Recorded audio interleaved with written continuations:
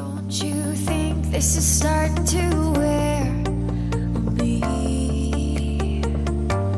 You've been raining down like hail.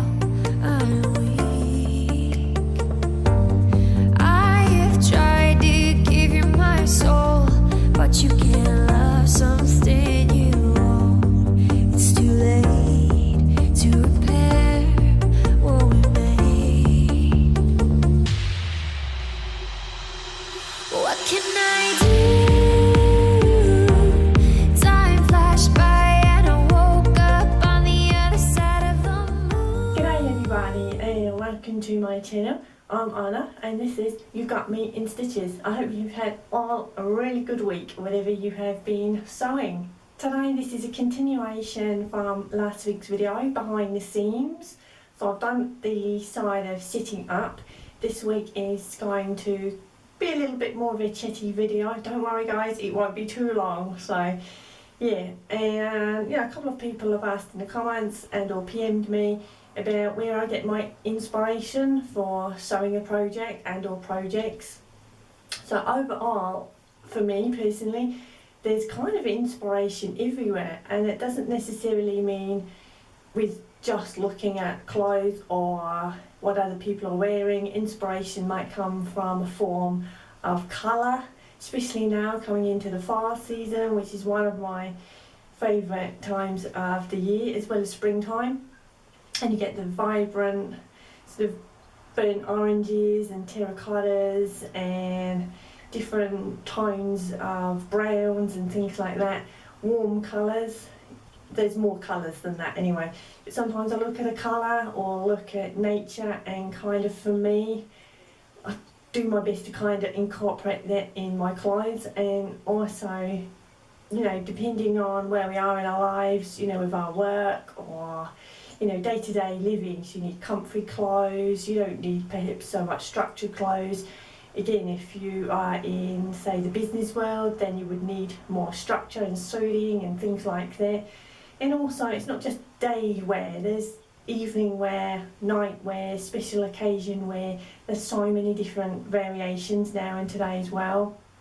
So it's kind of endless. And so for me, primarily regarding not so much the nature side, but perhaps the actual clothes side. It could be someone walking down the street, it could be, a fellow vlogger, and I've seen something and thought, I really like that. And, the signed books, that I have quite a few collected over the years. I'm going to do a separate video for that. And obviously I subscribe to sewing magazines and things like that, and also what I've accumulated over the years. So sometimes I might just refer to my pattern collection. I don't actually, as yet, sit and go through my patterns. I kind of remember what is in there anyway, or even if I don't and it's kind of on the back burner, if I've seen someone has sewn something, that's in my collection, or something similar. And I don't necessarily make what someone else is wearing, although, primarily we do that. We are herding creatures after all, and we do follow. And sometimes I like to, take a basic tee, but for me, not necessarily always have it basic, maybe make a few tweaks. So if it's a round neckline and it's quite high up, I may just slightly lower it. Or if I didn't want a round neckline, then a square one, or even scalloped. Again, I think if you've got an imagination or you've got inspiration, it's there everywhere, and you come up with all these different ideas. So it might be also depending on, I may look in the drawers and or closet and think, again, this time of year it's getting a bit cooler, so perhaps I might look towards definitely more comfy clothes, but definitely more warmer clothes. I don't have many sweaters. Today I've just got a ready to wear cardigan on with, again, a ready to wear shirt. And which is quite unlike me because I usually wear quite a lot of me-mades, but no, today I thought, well, it's kind of just sitting there redundant and there's no point passing something on yet because I do particularly like this shirt. Has a nice tie front detail. I know you can only see the V. If I can sort of stand up. So it has there, little tie, and then the little grommets, eyelets there. So yeah. But yeah, it might be just that I've got something in my pad and I might think, okay, pick the pendant out of my collection, and or if I've watched somebody and seen something somewhere and I've got something similar, say, okay, I've got that. Might make a few tweaks. Again, it depends on what's going on in life. It's the same with everybody. And it depends when the inspiration hits, and not necessarily inspiration. Sometimes it might just be, oh, you know, quick sewing, so just a basic regular tee, as opposed to something more that needs lots of time thought about it and takes much longer in construction, and also not necessarily the experience. Sometimes we could be experiencing something that needs more construction, but again there's time limits on that. Or again, if you're new to more, you know, tasks in sewing, again there you've got to understand that if you've got a pan and you think, oh, going to make that one day, you know, there is a lot of back work in that. You think, you look at the picture on the pattern, but then once you start breaking down all the instructions, if perhaps you haven't come across doing a particular task in that sewing, again, if you've never done that, do you sort of ask yourself, oh, can I do that on my own? Can I be self-taught? Would I have to watch a few channels or go to a library, get a free book out just to teach myself, or go to a class or something like that? So there's so many variations in the journey of sewing. But yeah, overall, I think it just depends on kind of how I'm feeling, what I'd like to wear. I haven't made a lot recently, to be fair. And over the last 10 days, all I've actually sewn so far is a top part of something, just a little mock-up going on there. I already had a mock-up for something else, which will be part of the newish mock-up, and they will come to kind of go together. So yeah, hopefully if I do actually get that sewn up, you guys will see that. But yeah, I don't know, I'm just a little bit out of kilter with a few things at the moment. I've got a lot going on. So yeah, sometimes, you know, as we are, we might sew a lot, we may not sew as much, or we may not sew anything. But for me, I'm always thinking about sewing, I'm always thinking about the ideas, you know, where I can go in my journey, because looking at my early dressmaking skills is absolutely shocking, as I know all of us who are truthful enough to admit that. And again, it's a journey, the same with anything in life. So yeah, what I will also do is, at the moment it's a bit mishmash with everything kind of a little bit out of kilter with where my sewing kind of designated areas, kind of on the dining table in the moment with my serger, and it's a little bit untidy. And for me, I kind of, so say for instance, if I got one singular project, so I would gather my project, gather everything that I would need. You guys know that I pretty much 100% now trace my patterns out, so I do that. And yeah, on the conservatory floor, or yeah, if it's a small pattern, then on the table.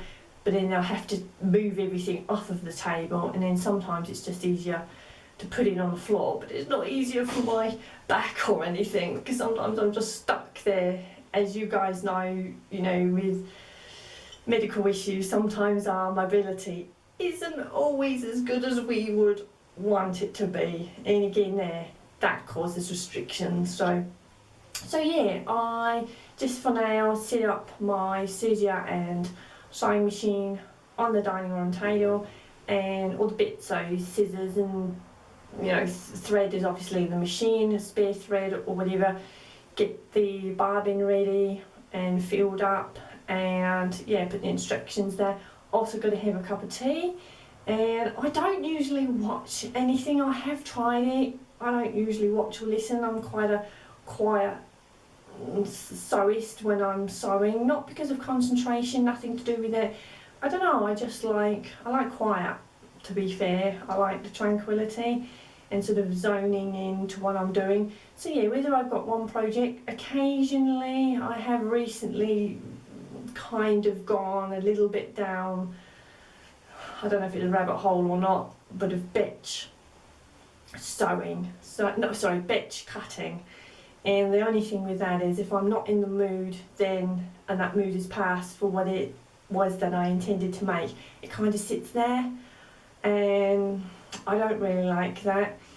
So up until that point I would get one or two items and I would sew them all. Now I've kind of did the bitch cutting and yeah, a couple of items are still set there ready to be sewn.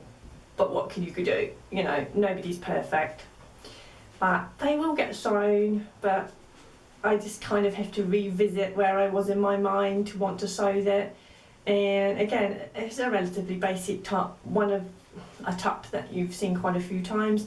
And again, yeah, it's perhaps not a full top, but it could be teamed up with a nice thick chunky cardigan or something like that.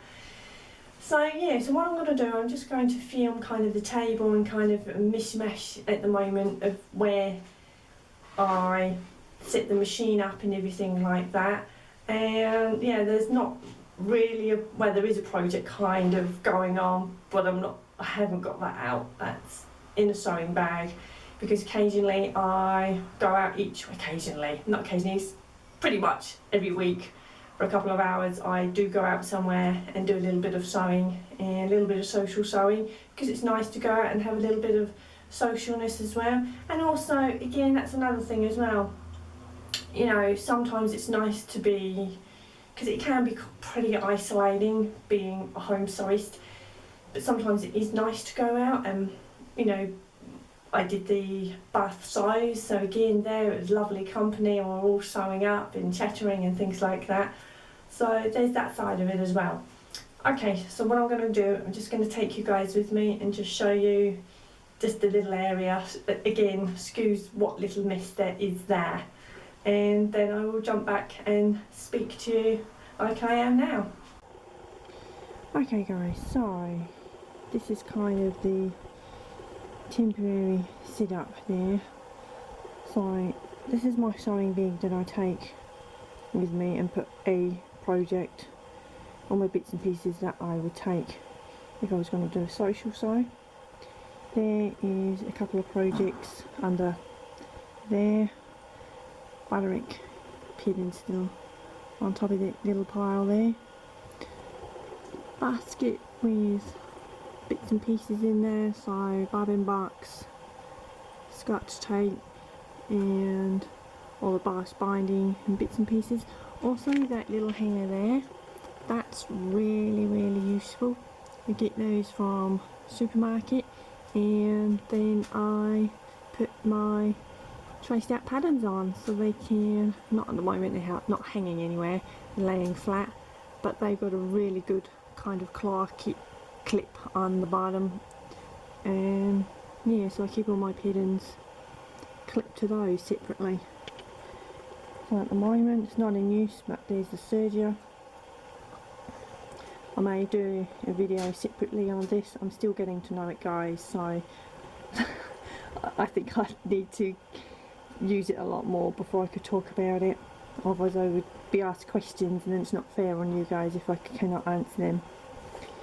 Again, there is a project that I'm not going to say just yet, peeking under there, a little clip purse that I made a long time ago, little swans going on there, a little thread basket there. I have made myself a wooden spool holder, I haven't finished making it yet, hence why these guys are in there. Fabric glue and a quick unpick. And then just over here is my sewing machine, so that's where I sit, got my little cushion going on there, and scissors, that's where I put my cup of tea or cup of something. And then the sewing, yes, hi Siffy, meow to you too. There's my little sewing machine mat that I made a while ago. So there's my machine there, so I sit there And then this table does extend. I'm not going to show the other end beyond that point because at the moment it's a little bit untidy because where things are being shifted around a bit, it's kind of used a bit of a dumping ground. But yeah, essentially that is currently where I sit and sew. Nothing glamorous, guys, it's just down to earth and practical at the moment. I hope you guys enjoyed just a little peek behind the scenes at the moment of where I currently sit my serger and sewing machine up, and when the table isn't as cluttered as that, then obviously on smaller projects then I can cut them out on there, which is a little bit easier, but the height of the table does not do any justice to my back, and yeah, so, but neither does the floor either. It's not a very good win situation there, I'm afraid, but yeah, so tell me guys where you sit and sew, how your setup is it permanent? Are you really lucky to be able to actually have your own sewing room? Because I know some of the ladies I follow on their videos and or another platform, they've got a little sewing room especially designated for all things sewing or knitting or crocheting or, you know, whatever your craft is. It doesn't necessarily have to be sewing, it could be painting or photography or drawing or any of the crafts and wonderful things that people do. And yeah, I'm hoping to kind of have a bit more of a designated area. I kind of did, and then just where kind of the PowerPoints, they were not really working, so, and then other shuffles and things going on, so, but anyway, at the moment that's kind of where it is. It's not ideal, but at the moment for me it works. So, and also, you know, teenage Athling is near me. It's great because we're in the same room and, you know, we have a conversation and everything, or even if we don't, it's just sometimes nice, you know, to be with one another. So anyway, let me know in the comments below if you'd like to, a little sneaky peek of behind your seams. Okay guys, so thank you so much for watching. I hope you enjoyed this little behind the scenes sneaky peek, and I will see you hopefully next week.